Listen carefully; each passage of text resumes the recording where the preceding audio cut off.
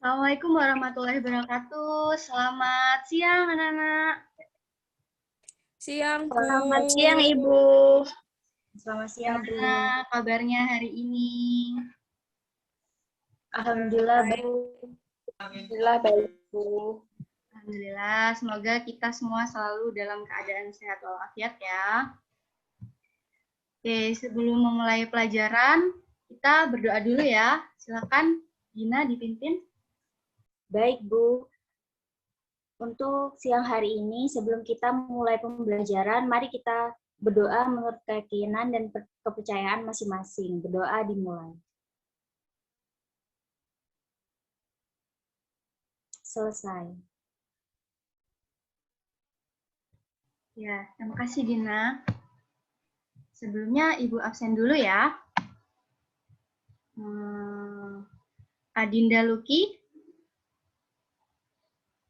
Hadir, Bu. Gina Kamilia. Hadir, Bu. Dwi Ainunila.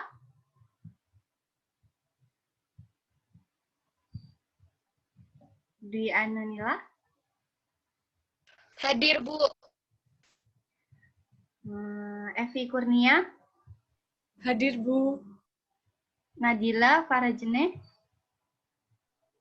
Hadir, Bu. Oke, hadir semua ya. Nah, sebelum kita masuk ke pembelajaran, ini Ibu punya games nih buat kalian.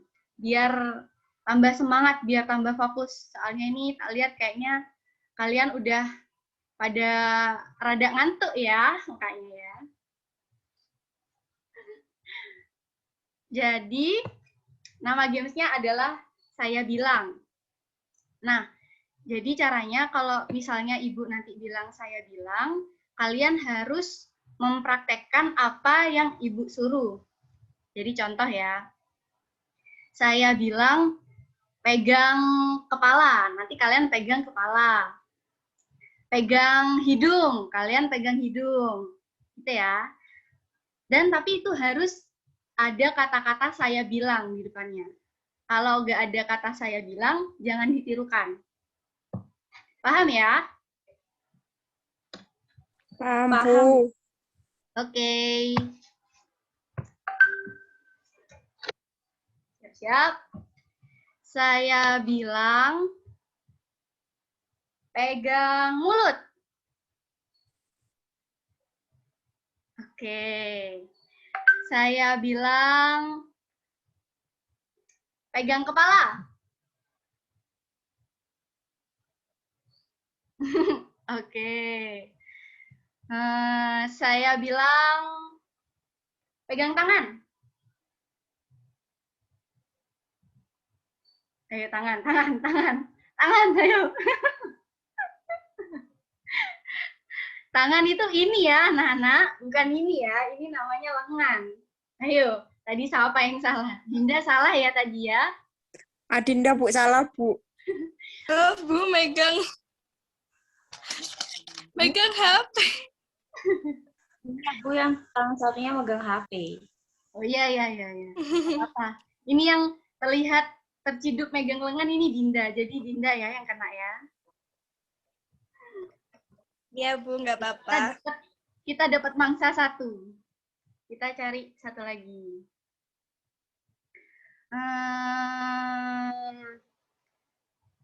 Saya berkata pegang gigi. Oke, wah pintar semua ini. Oke, selain saya bilang jangan ditirukan ya. Pintar semua nih. Saya bilang pegang mata.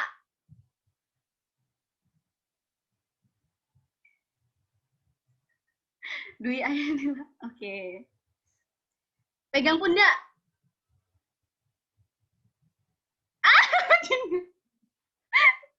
Dinda sama Ainunila salah lagi ya. Ibu nggak bilang, saya bilang tadi ya. Fokus ya. Sama Mita, Bu. Mita juga. Oh, kita udah dapat banyak mangsa ini. Ya udah. Sekarang Hukumannya nyanyi apa aja wes, bebas. Garuda Pancasila wes. Dinda, ayo. Dinda dulu tadi yang salah. Garuda Pancasila, akulah pendukungmu. Patriot proklamasi, setia berkorban untukmu. Pancasila dasar negara, rakyat adil makmur sentosa, pribadi bangsaku. Ayo maju, maju, ayo maju, maju, ayo maju, maju. Sudah, Ibu. Yeay. Oke, terima kasih Dinda. Selanjutnya Yulia Mita. Ibu mau Ya, Bu, Mita nyanyi apa, Bu? nyanyi Gundul-Gundul Pacul. Hafal ya? Iya, Bu. Ayo. Gundal-gundal pacul-cul, gembelengan, nyunggi-nyunggi wakul-kul, gembelengan, wakul glempang sekane tadi sak latar. Wakul glempang sekane tadi sak lantar. Ye, sudah Bu. Terima kasih Mita. Agak ngegas ya paculnya ya. Oke, nggak apa-apa. Bagus, bagus. Selanjutnya korban terakhir, Dwi Ainunila. Halo, Nila. Iya Bu, maaf sinyalnya lagi error. Oh ya, nggak apa-apa. Ini aja wes, sebutkan sila-sila dalam Pancasila. Iya Bu. Pancasila, 1. Ketuhanan yang Maha Esa, 2. Kemanusiaan yang adil dan beradab, 3. Persatuan Indonesia, 4. Kerakyatan yang dipimpin oleh hikmat kebijaksanaan dalam permusyawaratan perwakilan, 5. Keadilan bagi seluruh rakyat Indonesia. Oke, masih hafal ya ternyata. Jangan sampai nggak hafal ya anak-anak ya. Oke, sudah lumayan seger nih kayaknya muka-mukanya ini. Sudah siap ya mengikuti pelajaran hari ini? Sudah Bu. Oke. Ibu share screen dulu ya.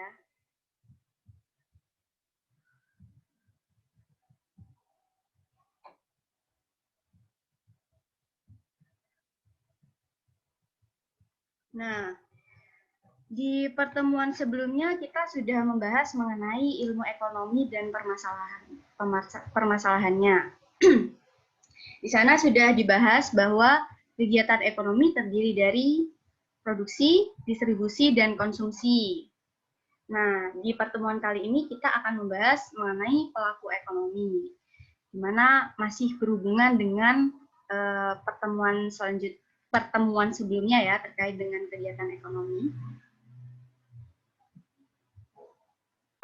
Nah, sebelumnya ada yang bisa menjelaskan apa yang dimaksud dengan pelaku ekonomi?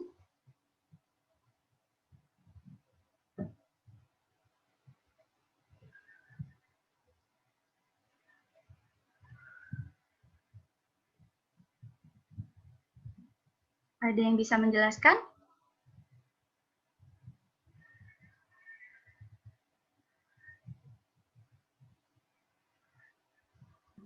Bu, saya izin menjawab. Ya, silakan Evi. Pelaku ekonomi adalah pihak yang terlibat dalam kegiatan ekonomi, Bu. Bagus. Ya, betul sekali. Ada yang berpendapat lain mungkin? Bu, saya. Ya, Mita. Pelaku ekonomi merupakan pihak yang melakukan proses produksi, distribusi, dan konsumsi, Bu. Ya, betul sekali. Jadi, anak-anak, pelaku ekonomi merupakan individu atau lembaga yang terlibat dalam proses kegiatan ekonomi, di mana kegiatan ekonomi tersebut adalah produksi, distribusi, dan konsumsi. Selanjutnya, Ada yang tahu nggak nih peran dari pelaku ekonomi ini terdiri dari apa saja? Saya, Bu. Iya, siapa tadi?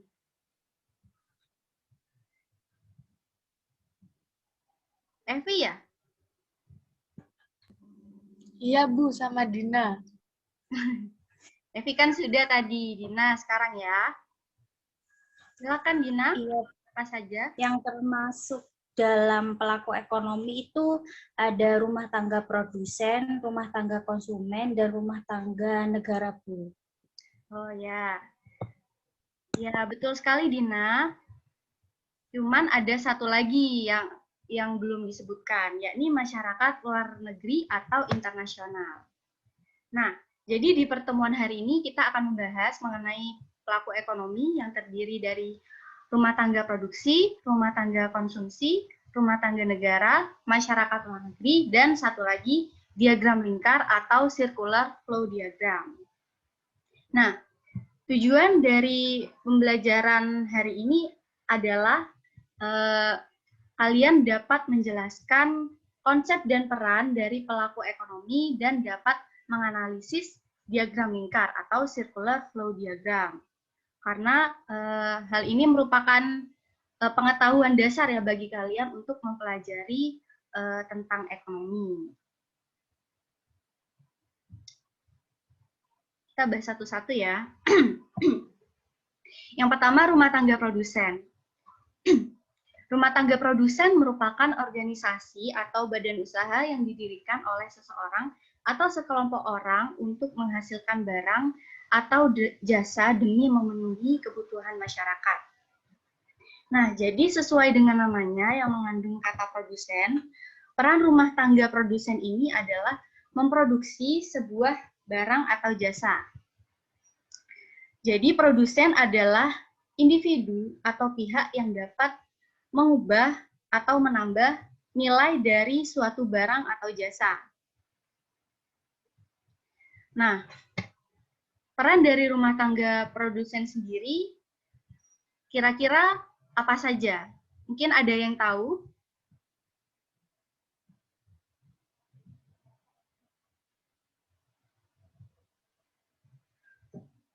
Ada yang Saya, tahu? Bu. Ya, silakan Dina. Peran dari rumah tangga produsen itu memproduksi barang dan jasa serta sebagai pengguna faktor produksi, Bu. Iya, betul sekali Dina.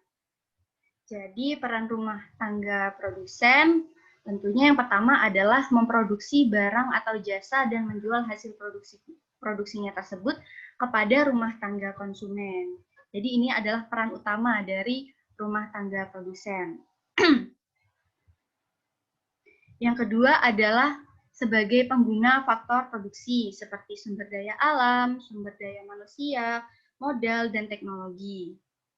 Jadi, rumah tangga produsen dalam mengelola atau memproduksi suatu barang atau jasa, itu kan pastinya membutuhkan bahan baku. Nah, dari rumah tangga konsumen ini, perusahaan dapat mengambil faktor-faktor produksi, seperti misalnya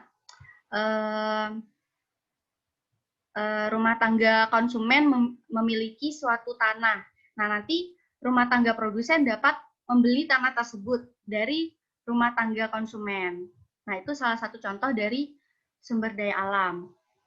Lalu, contoh dari faktor produksi sumber daya manusia. Jadi, apabila rumah tangga produsen itu dalam mengelola dan membuat suatu produk itu kan pasti membutuhkan tenaga kerja. Nah, tenaga kerjanya itu nanti kita ambil dari rumah tangga konsumen. Begitu juga dengan modal. Modal ini didapatkan dari rumah tangga konsumen dan pihak-pihak lainnya seperti pihak bank atau layanan keuangan lainnya. Nah, yang terakhir adalah sebagai agen pembangunan. Agen pembangunan yang dimaksud di sini adalah agen perantara atau pembantu di mana pada umumnya agen pembangunan ekonomi dilakukan oleh pemerintah, di mana produsen membantu pemerintah sebagai agen pembangunan ekonomi. Nah, jadi contohnya adalah apabila rumah tangga produsen atau perusahaan ini membuka lapangan pekerjaan. Nah, apabila lapangan pekerjaan itu dibuka, maka kan juga akan mengurangi angka pengangguran. Nah, apabila angka pengangguran berkurang, maka kesejahteraan masyarakat juga akan meningkat. Dan juga pembangunan ekonomi juga akan lebih baik lagi. Nah, sehingga rumah tangga produsen di sini perannya adalah juga membantu tugas dari pemerintah, yakni sebagai agen pembangunan ekonomi. Sampai sini jelas ya, Nana? Jelas, Bu. Jelas, Bu. Jelas, Bu. Ya, selanjutnya rumah tangga konsumen. Rumah tangga konsumen atau RTK merupakan individu atau pihak yang merupakan bagian dari masyarakat yang melakukan kegiatan konsumsi akibat adanya kebutuhan yang perlu dipenuhi. Jadi kalau tadi rumah tangga produsen itu menambah nilai guna suatu barang atau jasa, rumah tangga konsumen ini mengurangi atau bahkan menghabiskan suatu nilai guna dari barang atau jasa. Karena rumah tangga konsumen ini kan mengkonsumsi barang dan jasa yang sudah dibeli dari rumah tangga produsen. Jadi apabila sudah dikonsumsi, maka nilai guna dari suatu barang atau jasa tersebut itu akan berkurang. Nah, apa saja sih peran rumah tangga konsumen? Ada yang mau membantu menjawab? Saya, Bu. Ya, silakan Dinda. Ya, apa saja peran rumah tangga konsumen? Nah, dari berdasarkan penjelasan Ibu tadi, peran rumah tangga konsumen itu seperti membeli barang dan jasa, serta sebagai pemasok faktor produksi, Bu. Ya, bagus sekali Dinda. Nah, jadi peran rumah tangga konsumen bertindak sebagai masyarakat umum yang membeli barang atau jasa yang dihasilkan oleh RTP. Jadi seperti yang sudah Ibu jelaskan tadi ya, rumah tangga konsumen ini bertugas untuk mengkonsumsi dan membeli barang atau jasa yang dihasilkan oleh rumah tangga produsen. Dan yang kedua adalah sebagai pemasok faktor produksi, di mana menyediakan faktor-faktor produksi seperti sumber daya alam atau bahan baku, sumber daya manusia, modal, dan teknologi. Jadi kalau tadi rumah tangga produsen itu sebagai pengguna faktor produksi, rumah tangga konsumen di sini bertindak sebagai pemasok faktor produksi. Seperti yang sudah Ibu jelaskan tadi ya, sumber daya manusia, contohnya misalnya sebagai tenaga kerja, terus penyedia modal, dan lain sebagainya. Nah, selanjutnya rumah tangga negara. Ada yang mau menjelaskan pengertian dari rumah tangga negara? Saya, Bu. Iya, Nadila. Ya, jadi rumah tangga negara adalah pelaku ekonomi yang memberikan kebijakan terkait sistem ekonomi, Bu. Iya, betul sekali Nadila. Jadi, rumah tangga negara atau pelaku ekonomi dari pemerintah. Jadi, rumah tangga negara itu istilah lainnya adalah pemerintah. Di mana rumah tangga negara merupakan pelaku ekonomi yang menghasilkan barang dan jasa untuk memenuhi kebutuhan publik dan juga memberikan kebijakan terkait dengan sistem ekonomi atau hal-hal yang bersangkutan dengan kehidupan masyarakat di negara tersebut. Nah, Bu, berarti sama dong dengan rumah tangga produksi, kan sama-sama menghasilkan barang dan jasa. Nah, perbedaannya di sini menghasilkan barang dan jasa maksudnya adalah kalau rumah tangga negara itu lebih untuk memenuhi kepentingan atau kebutuhan dari masyarakatnya. Jadi contohnya seperti membangun infrastruktur, membuat fasilitas umum seperti jalan, jembatan, dan lain sebagainya. Dan sedangkan jasa yang dimaksud di sini adalah memberikan suatu regulasi atau kebijakan terkait dengan permasalahan yang ada di masyarakat. Nah, peran rumah tangga negara yang pertama adalah sebagai regulator atau mengatur. Jadi, pemerintah di sini bertindak untuk mengatur permasalahan sistem ekonomi yang ada di negara tersebut. Jadi, misalnya seperti memberikan kebijakan mengenai perizinan edar suatu produk. Jadi, apabila tidak ada yang mengatur, maka rumah tangga produsen akan semena-mena untuk memproduksi suatu produk tanpa memikirkan dampak negatif yang akan ditimbulkan dari produk tersebut. Jadi, untuk meminimalisir hal tersebut dan mencegah hal tersebut terjadi, maka pemerintah harus membuat regulasi dan mengatur kebijakan tersebut. Atau membuat kebijakan mengenai ekspor dan impor. Jadi, ada batasan-batasan tertentu yang harus kita impor di negara lain. Jadi tidak semua barang itu dapat kita impor di negara lain. Jadi hanya barang-barang tertentu yang di negara kita itu jumlahnya terbatas yang dapat kita impor. Lalu yang kedua sebagai konsumen. Jadi misalnya apabila pemerintah ingin menyediakan fasilitas umum. Nah, itu kan tentunya membutuhkan bahan baku yang nantinya akan dibeli di rumah tangga produsen. Yang ketiga sebagai produsen. Nah, contohnya adalah kalau di sini kita sebut dengan istilah BUMN atau Badan Usaha Milik Negara. Jadi bahan baku yang sifatnya itu jumlahnya terbatas itu harus dikelola oleh pemerintah agar tidak menimbulkan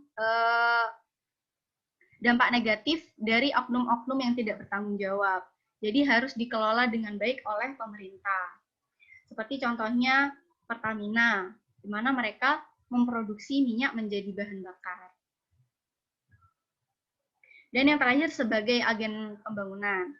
Nah, ini sudah menjadi kewajiban ya bagi negara untuk membangun perekonomian di negaranya, seperti membangun jalan, jembatan, dan lain sebagainya. Nah, pelaku ekonomi yang terakhir adalah masyarakat luar negeri.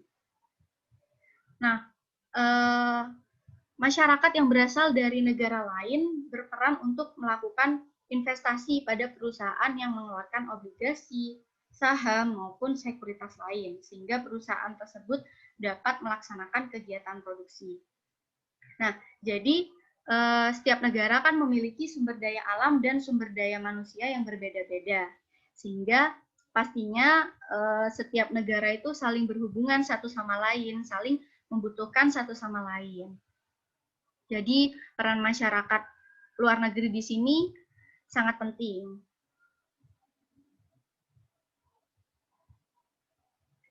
Peran masyarakat luar negeri yang pertama adalah sebagai mitra perdagangan, yaitu pelaku kegiatan ekspor-impor. Jadi misalnya Indonesia mengimpor baja dari negara Vietnam.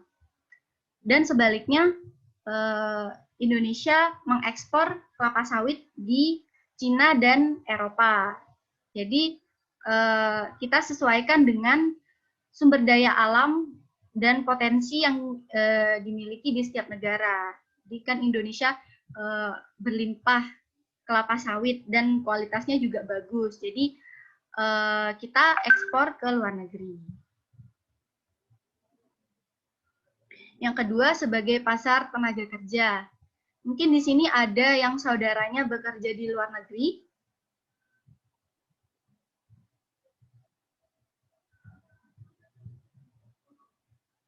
Tidak ada ya? Tidak, Bu. Nggak ada, Bu. Ya, jadi orang yang bekerja di luar negeri itu adalah salah satu contoh dari pasar tenaga kerja. Jadi, misalnya Indonesia mengundang tenaga kerja dari negara lain untuk misalnya sebagai teknisi mesin pesawat. Jadi apabila kita membutuhkan di Indonesia itu misalnya sumber daya manusianya untuk sebagai teknisi mesin pesawat itu masih kurang bagus, kita dapat mengundang tenaga kerja dari negara lain. Dan sebaliknya, kita juga dapat mengirimkan tenaga kerja kita di luar negeri. Yang ketiga, sebagai investor atau penanam modal. Jadi apabila negara kita kekurangan dana dan membutuhkan dana yang besar, kita bisa membuat surat obligasi atau surat saham yang nantinya apabila masyarakat luar negeri itu tertarik, maka mereka dapat membeli saham dan obligasi kita, dan sebagai timbal baliknya mereka akan menanamkan modal di perusahaan kita. Nah, yang terakhir adalah sebagai sumber pemberi bantuan. Jadi tidak hanya memberikan bantuan terkait dengan materi saja, namun bisa juga berupa barang atau jasa. Seperti misalnya peristiwa jatuhnya pesawat Sriwijaya Air pada bulan Januari kemarin, itu pemerintah Korea Selatan mengirimkan kapal riset dan juga alat pendeteksi keadaan bawah laut untuk membantu Indonesia mencari puing-puing pesawat dan juga korban jiwa. Dan juga peristiwa kapal Nanggala kemarin, kita juga banyak dibantu oleh negara lain dalam proses pencarian kapal Nanggala tersebut. Sampai di sini paham ya anak-anak? Paham. Oke, selanjutnya setelah kita mempelajari 4 pelaku ekonomi, kita akan mempelajari mengenai diagram lingkar atau diagram atau circular flow diagram. Ntar Ibu share screen, stop share dulu ya. Nah, jadi di belakang Ibu ini sudah ada diagram lingkar. Nah, mungkin ada yang tahu diagram lingkar itu ada berapa macam? Apa saja? Saya, Bu. Ya, Mila. Ada diagram lingkar 2 sektor, ada 3 sektor, dan yang terakhir 4 sektor, Bu. Ya, betul sekali. Jadi diagram lingkar itu ada 3 ya, diagram lingkar perekonomian 2 sektor, 3 sektor, dan 4 sektor. Nah, diagram lingkar perekonomian 2 sektor dan 3 sektor ini termasuk perekonomian tertutup karena mereka tidak ada campur tangan dari masyarakat luar negeri. Jadi mereka masih belum melakukan ekspor impor. Nah, selanjutnya Ibu akan menjelaskan mengenai diagram lingkar 2 sektor. Ini jelas nggak? Jelas, Bu, jelas. Oke, yang pertama diagram lingkar 2 sektor dulu ya. Bentar. Nah, jadi di diagram lingkar 2 sektor ini ada 2 pelaku usaha, yaitu perusahaan atau rumah tangga produsen dan rumah tangga konsumen. Oke, jadi di diagram lingkar sektor ini ada 2 aliran. Yang pertama, perusahaan atau rumah tangga produsen menghasilkan barang dan jasa yang akan dijual kepada rumah tangga konsumen, dan sebagai timbal baliknya, rumah tangga konsumen memberikan uang atas produk yang telah dibelinya di rumah tangga produsen. Lalu aliran yang kedua, rumah tangga konsumen sebagai pemasok faktor produksi seperti yang sudah Ibu jelaskan tadi, itu akan memberikan sumber daya alam, sumber daya manusia atau modal dan teknologi ke perusahaan, dan sebagai timbal baliknya, perusahaan akan memberikan gaji dan upah kepada rumah tangga konsumen. Sampai sini paham ya anak-anak? Paham, Bu. Paham, Bu. Oke, selanjutnya diagram lingkar 3 sektor. Nah, di diagram lingkar 3 sektor ini ada 3 pelaku ekonomi. Yang pertama perusahaan atau rumah tangga produsen, yang kedua rumah tangga konsumen, dan yang ketiga adalah pemerintah. Jadi di 3 sektor ini ada unsur pemerintah di dalamnya atau rumah tangga negara. Jadi hampir sama seperti diagram lingkar 2 sektor, namun nanti ada unsur pemerintah di dalamnya. Jadi yang pertama, perusahaan akan menjual barang dan jasa di pasar barang dan nantinya akan dibeli oleh rumah tangga konsumen, dan sebagai timbal baliknya, rumah tangga konsumen akan memberikan uang atas produk yang telah dibelinya di rumah tangga produsen. Lalu aliran yang kedua, rumah tangga konsumen memberikan sumber daya manusia, sumber daya alam, dan faktor produksi lainnya kepada perusahaan, dan sebagai timbal baliknya perusahaan akan memberikan upah dan gaji kepada rumah tangga konsumen. Nah, aliran yang ketiga, pemerintah akan memberikan jasa pelayanan berupa membangun infrastruktur dan memberikan atau mengatur sebuah kebijakan dan lain sebagainya seperti yang sudah Ibu jelaskan tadi kepada perusahaan, dan sebagai timbal baliknya perusahaan membayarkan pajak dan memberikan barang atau jasa kepada pemerintah. Nah, pajak yang dimaksud di sini seperti pajak pertambahan nilai, PPNBM, dan juga pajak penghasilan. Nah, begitu juga dengan rumah tangga konsumen. Rumah tangga konsumen membayarkan pajak kepada pemerintah berupa pajak penghasilan, dan pemerintah akan memberikan jasa pelayanan kepada rumah tangga konsumen, sama seperti perusahaan tadi. Sampai di sini, paham anak-anak? Paham, Bu. Paham, Bu. Oke, jadi ini kan Ibu sudah menjelaskan diagram lingkar 2 sektor dan 3 sektor.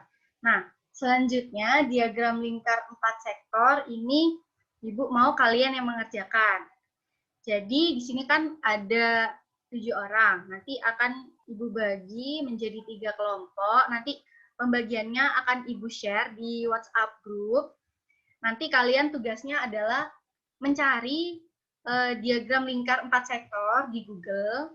Nanti akan kalian diskusikan sama teman-teman di kelompok kalian, dan nanti akan dipresentasikan. Paham ya? Paham, Bu. Paham, Bu. Oke, Ibu beri waktu 5 menit ya dari sekarang. Oke, karena sudah 5 menit, sudah cukup ya waktu diskusinya. Nah, karena waktu kita terbatas, maka presentasinya tidak hari ini, tapi presentasinya minggu depan di pertemuan selanjutnya. Nah,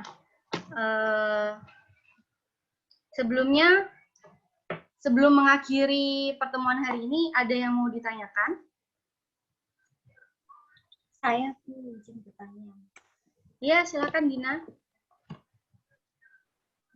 Dari 4 pelaku ekonomi tersebut, manakah yang paling berperan penting, Bu? Oke, bagus sekali pertanyaannya.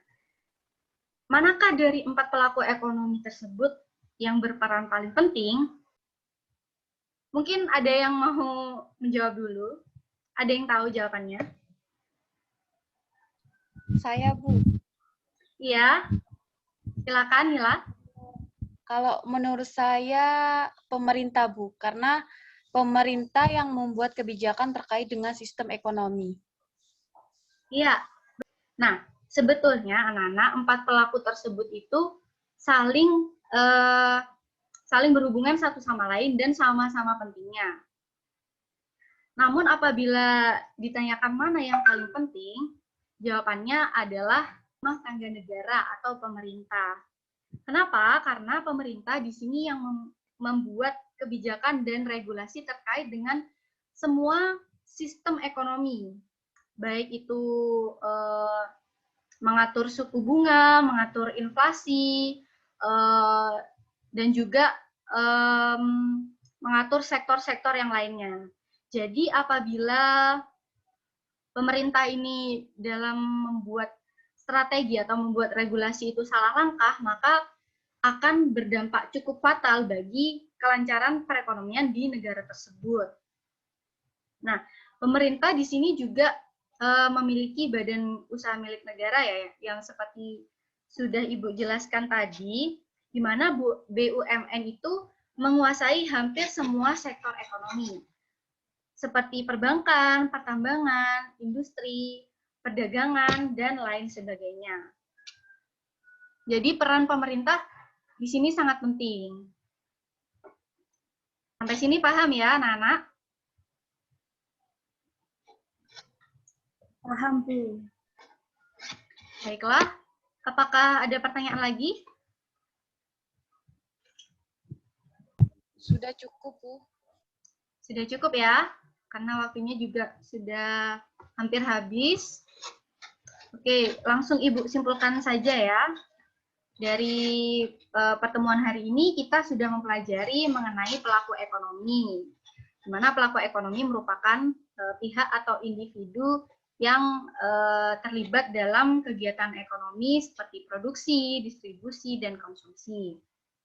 Dan pelaku ekonomi terbagi menjadi 4, yaitu rumah tangga produsen, rumah tangga konsumen, rumah tangga negara, dan masyarakat luar negeri.